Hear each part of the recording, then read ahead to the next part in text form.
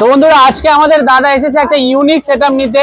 আর unique সেটআপটা দেখতে পাচ্ছেন, দুটো টপ নিয়ে আছে। দাদার বাজেটটা খুবই কম, তাই দুটো টপ নিয়ে আছে। দেখতে পাচ্ছেন মনস্টার জালির মধ্যে আপনার কভার অফ করা আছে। আর এসকে প্রোর আপনার দেখতে পাচ্ছেন এসকে প্রোর আপনার হচ্ছে যে জালির মধ্যে আছে দেখতে পাচ্ছেন। তার সঙ্গে এখানে আপনার একটা অ্যাম্পলিফায়ারও আছে। অ্যাম্পলিফায়ার এখানে দেখিয়ে দিন, একটা পাওয়ারফুল অ্যাম্পলিফায়ার আছে, প্লাস হচ্ছে যে একটা মিক্সার আছে। এবং দাদার কাছ থেকে জেনে নেবো দাদা এর সাউন্ডটা কেমন লাগলো। সাউন্ডটা খুব ভালো লাগলো।